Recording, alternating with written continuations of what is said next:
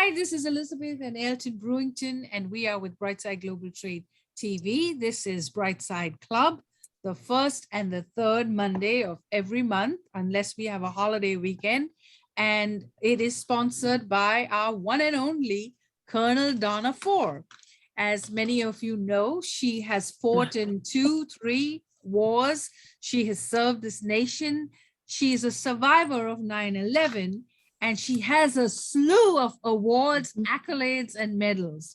And I say this all the time, as a woman, you cannot reach the rank of a colonel unless you did something right.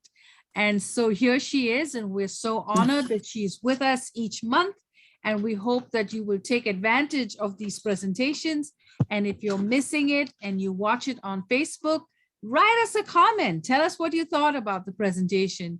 And if you'd like to make an appointment with her, then she's willing to meet you one-on-one and talk to you about your finance and how to empower you, and not just you, but your loved ones and the future and your legacy. So over to you, Donna, and I will share your slides and while you give a quick introduction. Well, thank you, Claire. I appreciate that. And Reginald, I just want to thank you for your service as well. Reginald Wireley is also a military veteran and served for quite a long time, retired from the military. So both of us certainly spent a long time being in the military, which, you know, I don't regret a single moment. It was wonderful. I went to some places I probably would never want to go back to, including in the Middle East. But other than that, I had a great career and really enjoyed serving with the people I served with. I think that's the only thing I have missed, well, other than traveling, is the people I served with, you know, and I think Reginald will probably back me up on that. You really meet some incredibly gifted and smart people in the military. So Donna, as you're preparing, if you'll think of that one thing too, Donna, if you'll think of that one thing that you try to give every customer you meet, if there's one that you can think about it, that'd be great. Wonderful. Okay, go ahead. Should I share that now? No, when you get ready. I don't put no pressure on you. When you're ready. The one thing that I like to share. Well, one thing I like to share with people while I'm meeting with them, whether it's for the first time or, you know, I've known them for quite a while. Yeah, and I was surprised Ida didn't mention this, but Ida, one of the things I love about Mary Kay is it's a very faith-based company. They really honor and value the people that work with them, right? The women, and probably there's some men distributors out there too. The fact that they are faithful people. Yes. And you don't see that too much in corporate America, a company that actually says, hey, we value God in your life, your family, and your career. All those are important in no particular order, but you know, I think that's awesome that it's a company that actually acknowledges that having faith in God's important, you know. And that's one of the things I try and share with people when I'm with them. I try and share that I am a follower of God, that I'm not ashamed to admit it, that he has saved me from many situations that I didn't think I was going to get out of, to include 9/11. And I feel very blessed to be here, you know, and to be meeting people. And I love being around people. It gives me energy to be around people all day long and talk to them and get to know them. So I think I derive more than they do sometimes, but that's okay. We're here on planet Earth, and I'll stop, to serve each other. That's the whole reason we're here. And secondarily, to grow closer to God through that service to others. So that's kind of my philosophy. And I share that with people. I say, hey, I'm here to be a servant to you, to help you in some way with whatever I provide. And then hopefully that gets us both on the road to wellness, and we have a stronger relationship with our Lord. And that's kind of the way I roll. And that's kind of how I face my life. So anywho. So next slide, Claire. So we're going to go down from that lofty height to something more practical. So this particular presentation I designed to be very general. It's designed to give you a general concept of what financial planning is and why it's important. And it doesn't matter if you've already got a financial plan or if you don't have one, or if you're somewhere in the middle. We're going to just start with some basic information. This is a little bit about me. I am with Mutual of Omaha. For those who've been on the calls for a long time, I was with New York Life, and I recently transitioned to Mutual of Omaha. In the middle, that middle bullet tells you some of the things I do. Mutual of Omaha is a pretty broad portfolio of things they can help people with, whether it's life insurance, retirement plans, tax-free savings, education, long-term care, disability. We even offer cancer and critical illness insurance.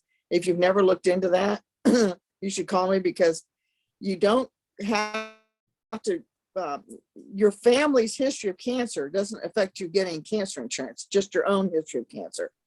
I actually bought one myself, even though I've never had cancer, but there's been some cancer in my family. So it'll provide a lump sum payout if I'm ever diagnosed with cancer. So they're very good policies, very inexpensive. We also do dental and vision plans. We do Medicare supplements. So it's just, there's just a lot of stuff we can offer people. There's my phone number, my email. And even if you live out of state, I'm licensed in a lot of different states, as you can see, and I'm adding more all the time. So if one of those states doesn't include you, let me know and I'll add that state to my portfolio. Next slide. But I think everybody here is pretty much, other than Kathy. I think Kathy, you're from Wisconsin, so you're a little bit out of my territory. But here's some things that, before we go any further, I want to ask everybody a real quick question, because somebody on a call I was on earlier today with my company was asking this general question. So now, we didn't have an up-to-date statistic for 2021, but what do most of you think was the top reason that people passed away in 2020? Does anybody want to raise their hand or throw it in the chat or just shout it out? Wow. What you thought, most people died from in 2020? Ooh. A heart condition. Any ideas? Wow. The heart condition is the number one. That's it. Mm-hmm. It was heart related. Heart attack. I thought it was cancer, but it ended up being heart attacks. That's right. Any heart related issues, what took most people in 2020. What do you think was number 2?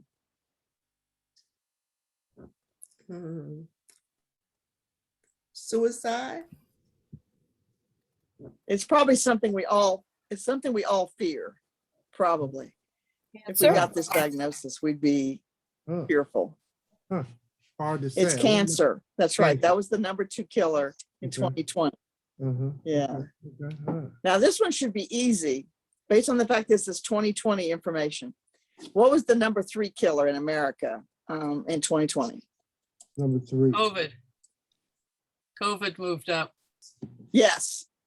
COVID was what did it. Yes. Now I'm sure in 2021 and 2022, it won't be number 3, but still, it just goes to show you what an impact COVID had on America. It was the number 3 cause of death in our country, so it really took a lot of lives. So when we're talking about these kind of topics, I know it's not easy to talk about. It's awkward. We don't want to talk about things like that. But the reality is, folks, we have to have strategies to deal with these difficult topics, whether it's the fact that we're not going to be around forever, or we're not sure if we have enough money to last a long time, because a lot of people are making it to retirement age and they're still very healthy. Some people now work into their 70s, some people up into their 80s, right? But when they get ready to retire, they realize, I didn't put away as much as I thought I was going to, for whatever reason, right? Life happens.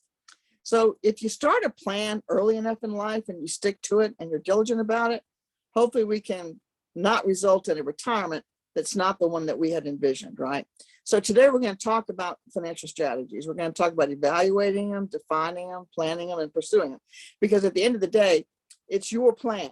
You have to be the one, with my help, obviously, to help design the plan that meets your needs and of your family, right? Or maybe it's a plan for your business. A lot of business owners don't have an exit strategy. I can't tell you how many business owners I meet that when I ask them, what is your plan for retirement? They kind of look down at their shoes. They haven't really thought about how to exit from the business, who will take it over, or selling it. And it's just something that they have to plan. It's like anything else in life. You have to plan for your exit strategy. Next slide.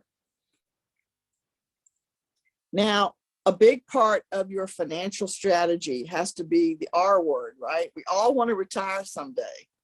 So when should you start planning for retirement? What day should you do that?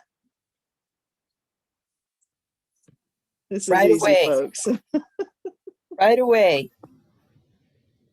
Exactly. The day that you start as soon working. as you can, right? So when you get that, as soon as you start working, that first paycheck you get, you ought to be thinking, how much of this do I need to put into my retirement?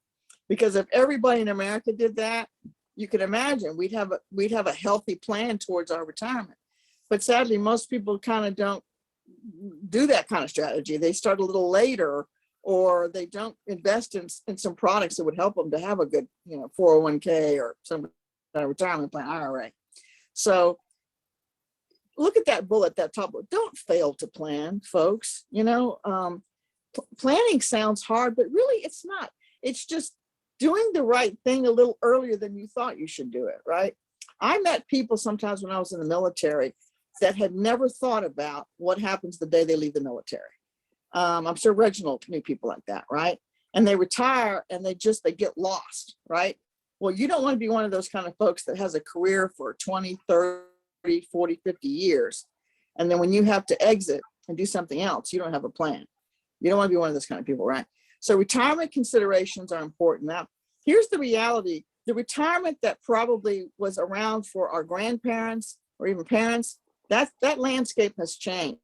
We're living much longer than definitely our grandparents and to some degree our parents, right?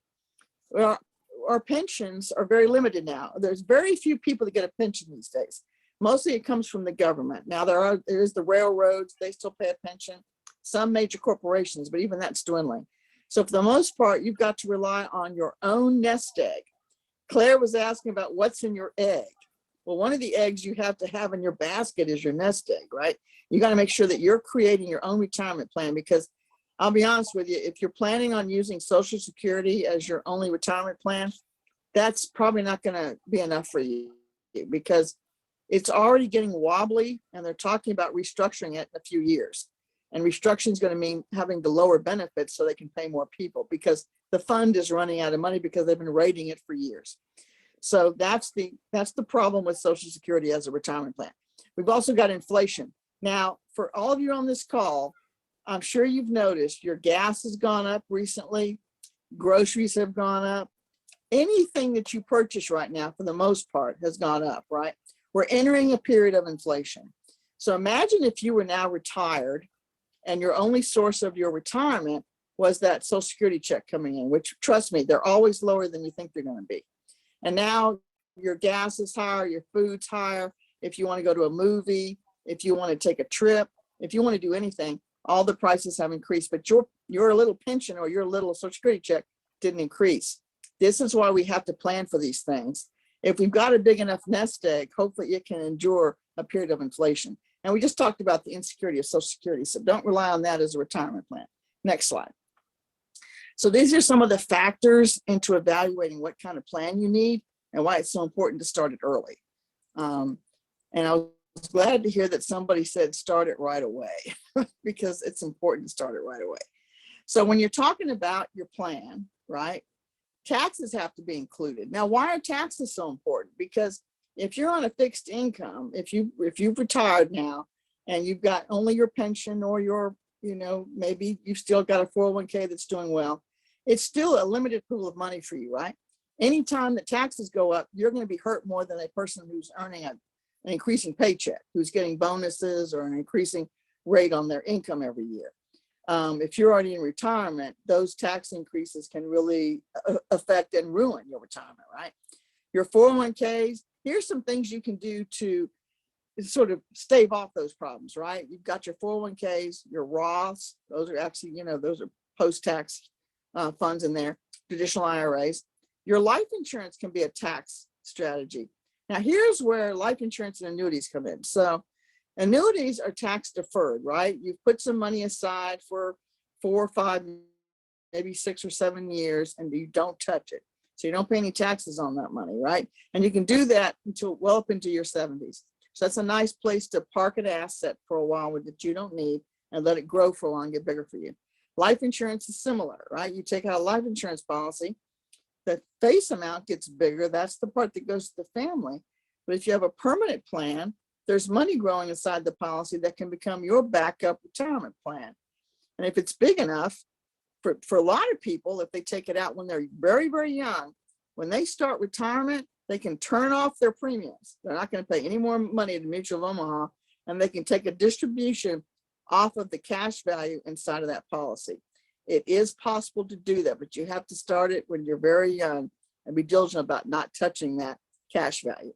But it can be done. You can actually supplement your retirement savings with money out of your own life insurance policy. Taxes and businesses. We all know that business taxes are important, right? And if you're a business owner, you know that when inflation hits, it affects your business to take care of that, because your business expenses, if you owned a business in 2020 and 2021, you saw the impact of COVID on your business, right? Employee benefits are getting more expensive. You have employees, that's a big factor you have to plan for. Commissions and fees, right? This can also affect your business. So next slide. So these are just some factors I'm just reminding you of that you need to plan for when you're putting together this financial plan, because the sooner you start it, even if you have no plan right now, don't worry, you can still develop one and get it going. So this is why I have this slide in here. So where are you right now? Have you done any of these things? Have you done an inventory of what you currently have? Do you know what's in your 401k? Do you know how much your pension's worth? Do you know how much Social Security you're going to get when you finally do retire and start collecting your Social Security? If you don't know the answers to these questions, you need to take some time and get the answers, because at some point when you are getting ready to retire, these are going to be important things for you to consider, the timetable for your retirement. Because if your 401k took a hit, maybe during this upcoming time of some economic stress, then you may need to work a few extra years because your 401k may get a little less good when this period of inflation starts and we have some increased economic stress on the economy coming up. You have to determine your liabilities. You have to be honest about your debt. You have to make an inventory of how much you owe and how you're going to pay that off before you retire. Because once you enter retirement, if you've got a lot of mortgage debt, student loan debt, personal loans, student, like I said, student loan debt, any of that kind of stuff, it's still hanging on you. It's going to be very hard to resolve that with a limited funds coming from your retirement income. And you need to discover what your real net worth is, right? Because at some point you may downsize, you may get a smaller home, or you may be moved from a big place where you live to a smaller place. You may need to move closer to family. So you have to factor this into your plan. Will I always live where I'm living now? Or is there a chance I might want to live closer to other family, or in a place where I've always wanted to move to, but I don't have a plan to get there? Think about those things. Discover what your net worth is and see if you can make that happen. Can you make that move, or take those trips, or spend more time with family, or engage in the activities you always wanted to do when you were working, but you never had the time to do? But you have to plan for these things. You just can't let them happen. You've got to make a plan. Next slide.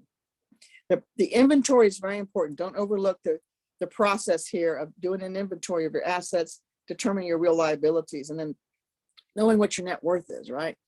Here are some things that help you identify what is an asset and what's a liability, because I get asked this question all the time. What's an asset? What's a liability? Well, here they're kind of broken down for you very easily. The green side there with the assets are all the things that would fall into the asset category. Your cash, your mutual funds, your stocks, your bonds, your cash value life insurance. Remember I mentioned that cash value life insurance has money growing inside of it at a very good clip, really about 3, sometimes 4% interest rate. So it's not shabby. If you're putting a ton of money into a savings account, God bless you, that's great. I'm glad you're doing it. But think about putting some of that savings account money into your cash value life insurance, because remember, your savings account's earning about 0.08 interest rate.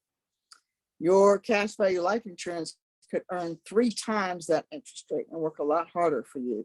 So think about that when you're trying to balance out your assets and where your money should go. Obviously, if you have land, if you have real estate, your home is worth a lot. That's probably the biggest asset that people own. You may have a vacation home. You may have a lot of expensive automobiles or equipment of some kind for your business. Those are all good assets that you own and that you can bank on if you ever needed to liquidate something during your retirement to help you get to where you want to go. Okay, here's liabilities. That's any past due obligation that you have. Credit cards. You probably have a home mortgage. You may have car loans. Certainly some student loan debt. That's a big problem. Now, what's not listed on here, I'm surprised it didn't make this list. Does anybody want to guess one of the single largest sources of bankruptcy in America today? It's not on this slide. Anybody? Medical expenses. It's medical bills. Mm-hmm. Medical bills. Yes, whoever said that, that's what it is. It's medical bills. People are literally going into bankruptcy because they can't afford medical care. It's catastrophic, and it's, I don't care what party you belong to, it needs to be fixed. And we'll just leave it at that. But next slide. So now it's time to evaluate. So we've been doing this assessment. We've been kind of looking at what we got, right? So here's how you break down the assessment, right? You've got your assets on one side. You've got some projections on your income. Even if you don't know when you're going to retire, right? You can still know what your pension's going to pay you, or you should know. You should know what your projected Social Security is going to look like, because we all get in the mail those statements from Social Security that tell us, hey, if you retired at 65, this is how much money you would make. If you retired at 70, here's how much money you're going to make. And consider this, if you thought you were going to retire early and, you know, take whatever Social Security income is available to you, that's fine. I don't have a problem with that. But if you can wait a few extra years, the difference is year to year between collecting it at, say, as soon as you're eligible versus waiting until maybe you're 70, it's 8% per year. That's quite a lot of a difference. So if you can wait a few extra years to retire, if you're healthy enough, you should consider waiting a few extra years and getting a little bigger Social Security check. Also, your expected annual retirement income, that's what results from this assessment, right? You know how much assets you have, you know what your projected income is going to be. Now you can come up with your annual retirement income is going to be. Now, here's going to be the $40,000 question, right? Is that enough for you to live on? So you have to be honest with yourself and say, what kind of lifestyle do I want in retirement? Do I want to live where I am now, or do I want to move to the beach, or don't want to move to California or to the mountains? I mean, if you're going to live in an exotic place, you may need a larger retirement income than you expected.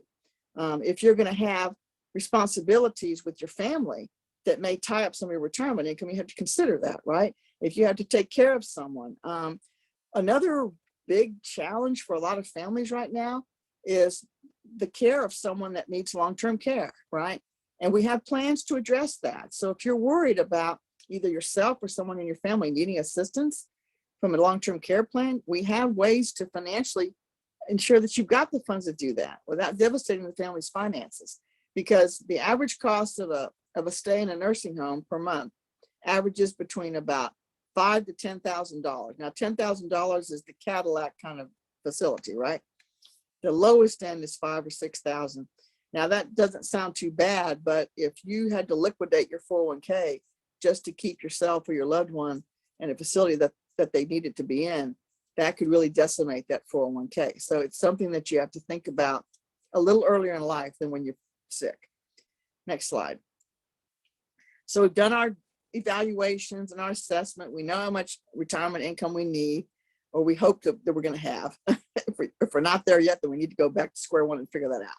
So now you need to define your goals, right? And your objectives. I know what I have, but does what I have meet the goals I have in mind? So you have to do some visualization here. You got to figure out, what are the short-term and long-term things I need to get done? Well, short-term, you may still have kids that are young. You need to get them through college, and you don't want them to have to get into a lot of debt with student loans, right? So that's a priority. You may be wanting to pay off that mortgage early. Maybe you took out a 30-year mortgage and you say, I'd really like to pay it off in 15 years. If that's a goal, then visualize it and make it happen. Maybe you want to leave a nice inheritance behind for your family. You have to plan for that.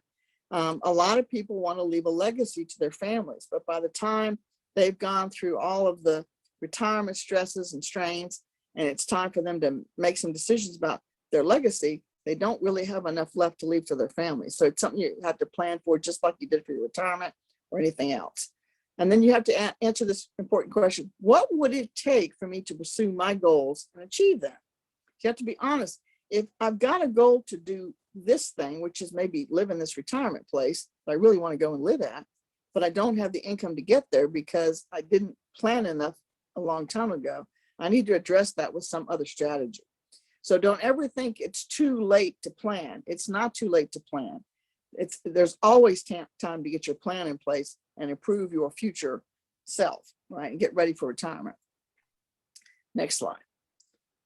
Now that you've got some goals and objectives figured out, you've realized what your short-term needs are and what you really want to get done for your family. Now it's time to actually do something about it, right? You've determined how much you have. You've got some really great lofty goals. Well, now you got to get the plan together, right? You've got to implement it. You've got to monitor its progress. This is where I can definitely jump in and help you, right? I can help you understand, all of those assets you had and all your liabilities, determine what your retirement income needs to look like and where it's going to come from. And then we start developing your plan because, again, you have goals for you and your family, right? We want those goals to be achieved, but they don't just happen overnight. They don't happen without help, right? So we'll come up with an implementation strategy of how to implement that plan using the assets you have and maybe growing some new ones, through the back and forth of developing a good financial strategy. Then we monitor their progress. And if there's something that's not doing well, then maybe we can find a newer opportunity that has a higher rate of return to get you the return you want for your retirement. But the trick is getting someone to help you, right? Next slide. Now, there's a few things that can affect your plan, right? Probably the biggest one is some unexpected situation in your family or yourself. There's no way you can get around that. But there are some things that are within your ability to control, right? And this is a biggie, folks, right? This is the dangers of debt. When I meet sometimes with some of the folks that are a little younger than me, obviously, and I start going through their debt, I'm a little shocked how much debt they have, particularly with student loan debt. It's really swallowing up a lot of people. I live in Lynchburg, Virginia, which has Liberty University, which is a stellar university. Turns out some amazing doctors and lawyers and all kinds of career fields. It's one snag, though, is it's a private university. It's not state funded, so it has a hefty price tag. So when the students leave there and go to pursue their careers, they've got about $100,000 of debt sitting over their head. That's a lot for a 22-year-old to be walking around with, right? But that's reality today. So you have to come up with a strategy to deal with that kind of debt. It's going to follow you around for a long time if you can't attack it aggressively. So save for things, try not to borrow too much. Decide if you really need the latest and greatest of whatever technical gadget is out there. Even within my own family, I have loved ones that replace their phones every single year, even if there's nothing wrong with them. I've got the same phone I've had now for about 4 years. They laugh at me when I tell them how old my phone is, but it still works, and it's a marvelous phone. So maybe you don't need the latest phone upgrade every single year. Maybe you can make it last a little bit longer. And think of this: wouldn't you have tremendous freedom and a great mindset if you knew that you were getting closer to being debt free? Wouldn't that make you feel better to know that, hey, I'm going to pay off that mortgage early. I'm not going to have a car loan. I've reduced my credit card debt, and whatever student loan debt I had or that my family has, I've whittled it down. That would give you tremendous peace of mind, right? And you'd avoid this cycle of debt, because sometimes people that get into debt, it just sort of swallows them up, right? And they don't see any way out. Well, there is a way out, and it can be controlled. In fact, Reg Lyerly is, one of our experts on that kind of, information. He's an expert at it. I encourage you to talk to him. It's a problem that can be solved if you're honest about it and if you start addressing it as early as possible. And if you use an expert like Reg to help you. Next slide. This is what I love about this group. We bring together these smart people that can solve problems, and we all have a piece of the solution, right, to help people. So what are we talking about here? So there's a part of this that you have to be smart about too with a financial professional. So you want to pursue some investing, but you want to do it smartly, right? You want to do something that's not going to put too much of your money at risk, but put you just enough into the market or into a portfolio that works for you, right? So you have to consider your risk tolerance and your timeline. If you're someone that hates to lose any money, than having a portfolio that's fully into the S&P 500. Maybe that doesn't work for you. And if your timeline is long and you're willing to take some risk in the stock market and accept the fact that I'm going to have a few bad years, but then the stock market's going to recover and I'm going to do great, then your timeline's longer and you have a different viewpoint. But for someone who's already getting close to retirement, that sort of timeline doesn't fit with where they're at, right? So your age and your stage of retirement is going to affect how you feel about investing. When you're young, I always tell people that I meet that are younger, hey, invest in the stock market. If you take a hit, you've got so many years of income coming at you that you can weather that problem, right? You can get past it and your income will solve that issue for you. Midlife, you can avoid some risk, right? You want to do something steady and safe, but you still, you have the remaining income to still play in the stock market. When you're getting ready to retire and you're in retirement, now you want to get things that are more safe. You don't want to be fully invested in the S&P. You'd like to have something that's a little more stable. Because again, your retirement years are approaching you. You don't have that high income coming. Your high income years are behind you now. So you have to have a more steady, conservative approach, right? Next slide. So we've talked a little bit about investing. So here's some things to consider that are investment vehicles for you to look at, right? And some of you probably have all or some of these, right? Most of you probably have a savings account. You might have some CDs. CDs are great. They're very safe and they're pretty easy to pull money out of, right? They have some, they're easy to liquidate, right? So they have liquidity, but they don't have a high interest rate, but they do serve a purpose. Money market accounts, same thing, great liquidity, not great interest rates. You got stocks and bonds and mutual funds that have much higher interest rates, but they have that volatility problem, right? They can, in a economy like we're approaching right now, be a little bit unstable. So you have to balance the fact that you've got these safer things like savings accounts, CDs, money markets, IRAs, and annuities would be in this same mixture. They're safe. And then you've got stocks and bonds and mutual funds that aren't as safe as these other opportunities, but they do create more wealth. So you have to balance your portfolio, make sure you're not too heavily invested in any of these things. You have a mixture of them. Next slide. So we've talked a little bit about some of the investment vehicles. There's a few more left and then we'll kind of wrap up. Another investment vehicle for you to think about are annuities. Okay, annuities is basically an IRA, right?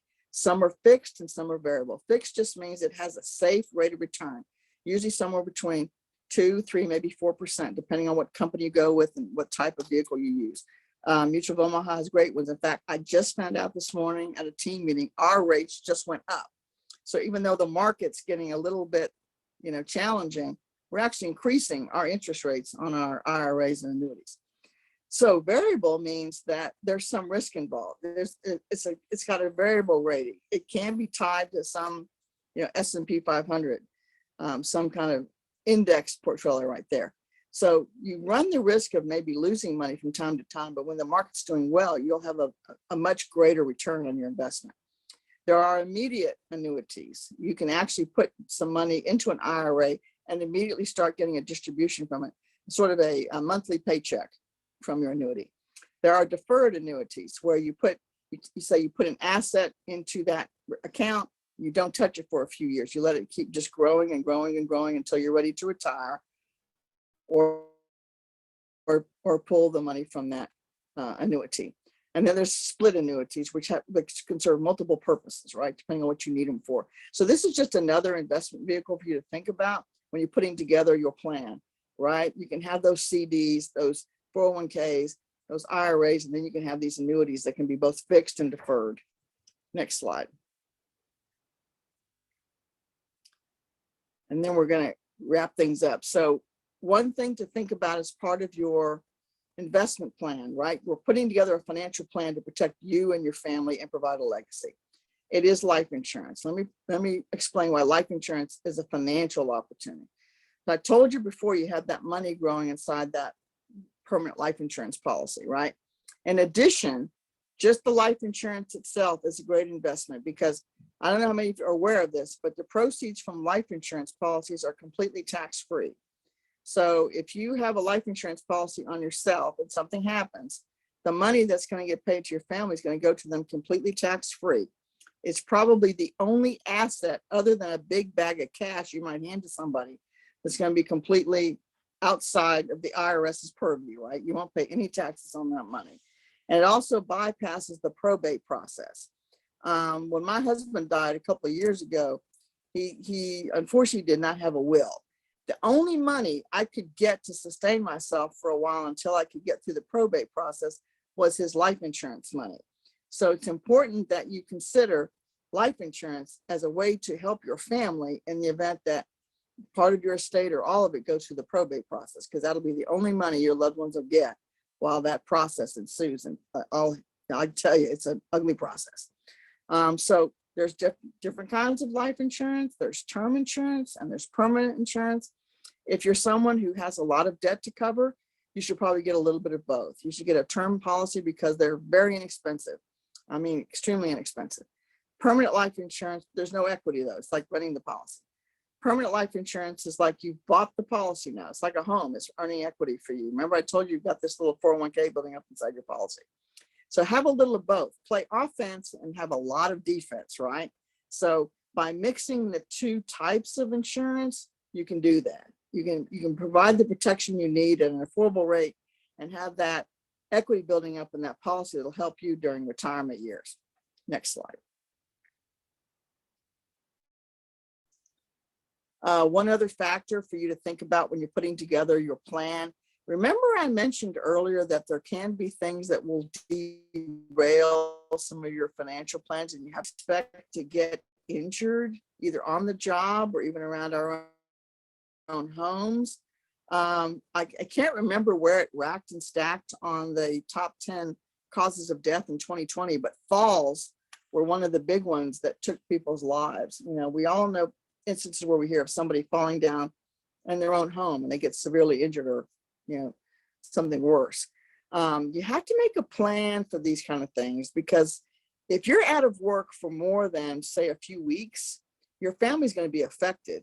And how nice would it be, even if you got disabled, even just for a few months, that you still have a paycheck coming in, even though you're not at work?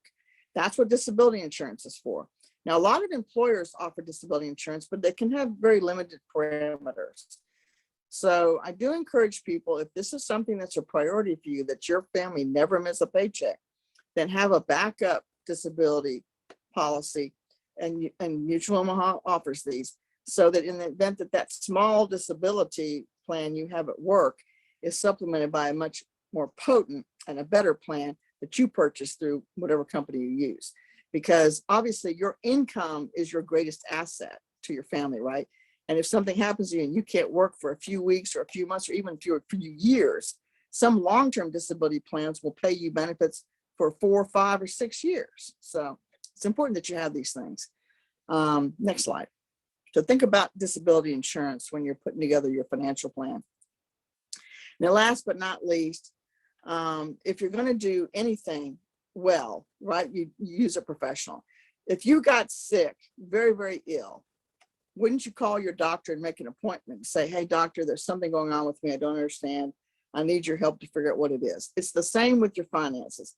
If your finances are something that you're worried about, or that you're not sure you have a clear plan, or you're somewhere in the middle of your plan, and just like somebody give you a little bit of a temperature check, right?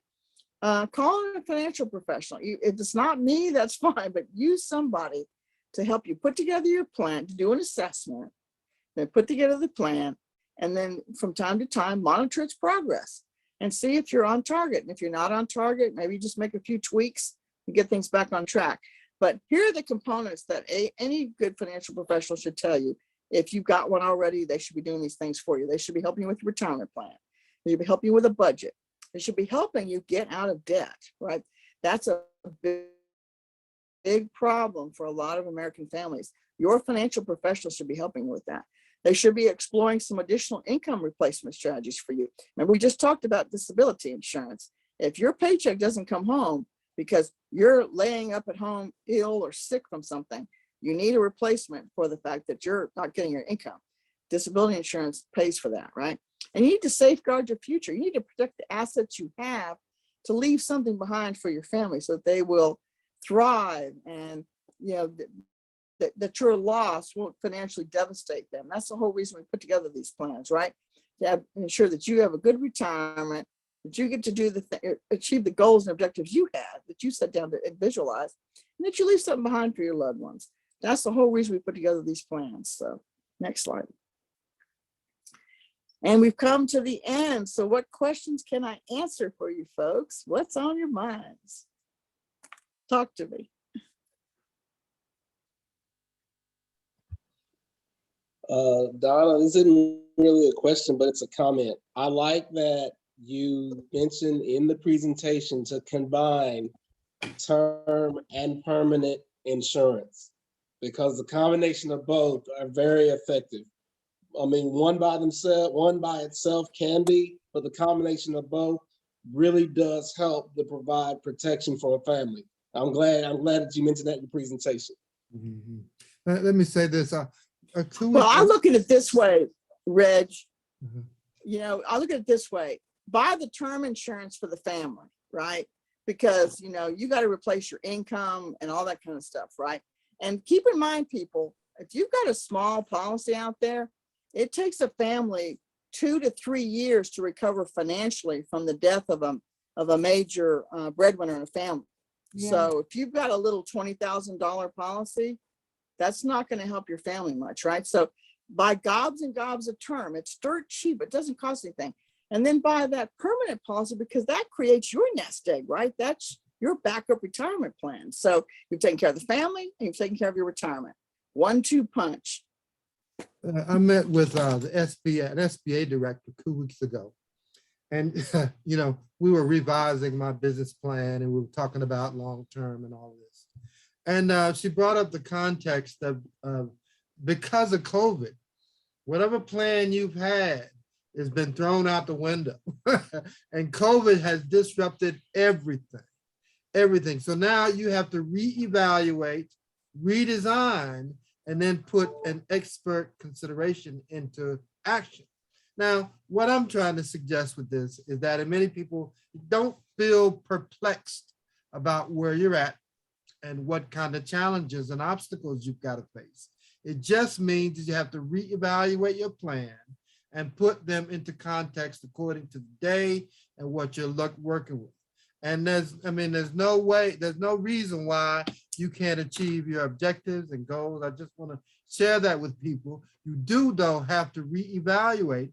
And COVID has slipped a fast one in on everybody, because people have had to shut down for 3 years. It's so funny, but just before COVID, we were planning a vision board session with our members in our community groups. And then COVID came. And the vision board meeting no longer is relevant. Yeah. So, but the point of it is now we're out of now, and we've been talking about what to do after COVID is over. But so let's get really in shape, in place, and get your viewpoints in order, because the next 5 to 7 years, I'm gonna tell you, next 5 to 7 years, money is gonna be flying. Money is gonna be flying. There are people exchanging conditions, talking through financial circumstances.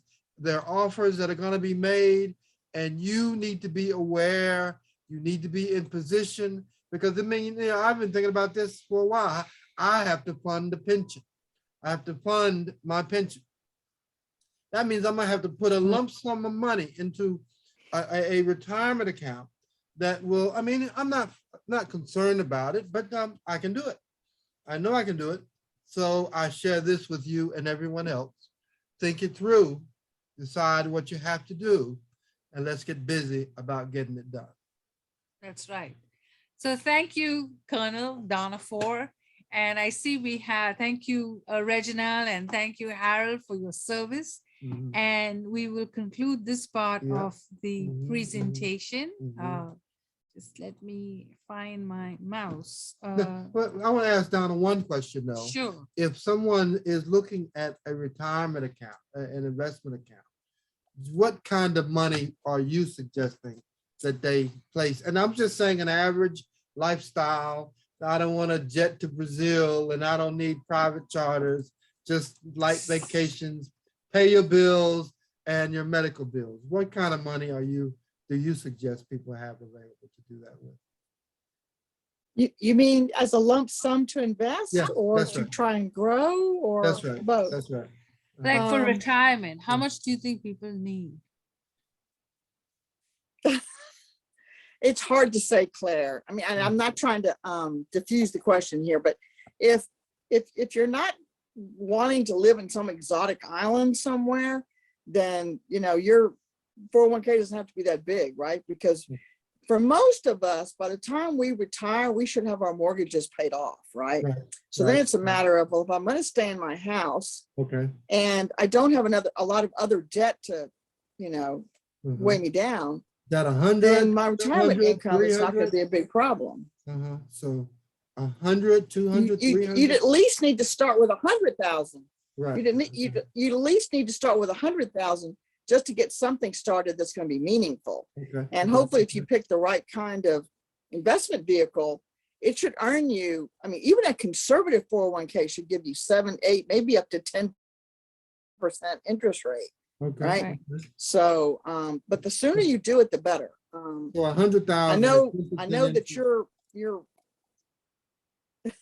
No, you're right. You're right. No, I no. mean, I'm just, Yeah. I mean, what I'm trying to do is I want the audience and the people on the call to get an understanding what that represents. And, and I don't know, I mean, many of us might have more yesterdays than tomorrows, but you've got to think about these elements in terms of what things look like. you have to. I hate to put it in those kind of terms, but you see, it's a question of having enough money or enough time, or vice versa.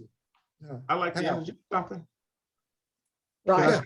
And that's the perfect thing that you just mentioned. The money. Sure. Harold, go Harold. Oh, okay. It just like Donna said, she's not trying to avoid the question. It's just based on individuals.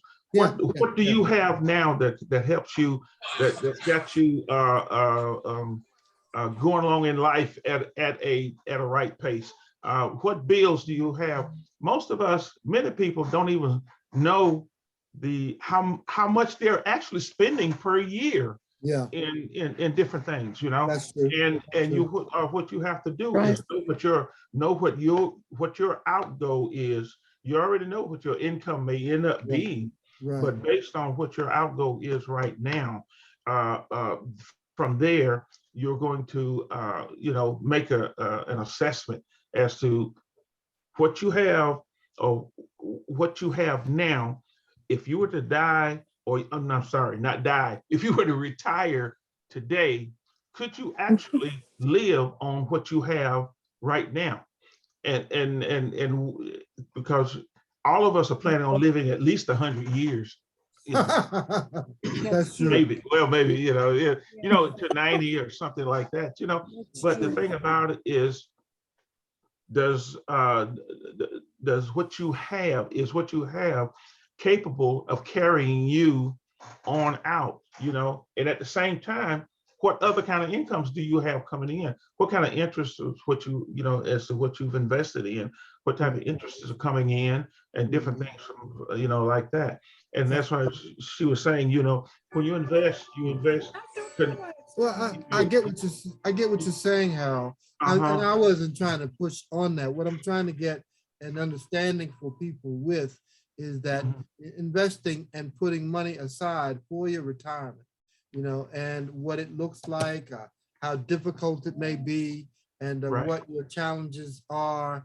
And you're right, it's a question of, yesterday, tomorrow, and your expenses as they go. Yeah. Now, and they should all stay and because of COVID, and because of expenses, and because of inflation, keeping control over our expenses has become more difficult.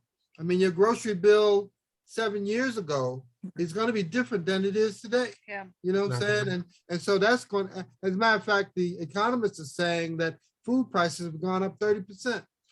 Fuel prices are almost up 40%. And so, that's that puts an impact. As a matter of fact, if you're thinking to retire, this is probably the best time to plan for it. because you're at the widest end of the spectrum. Yeah. And you've got to be a little more conservative. And so, man, I don't know.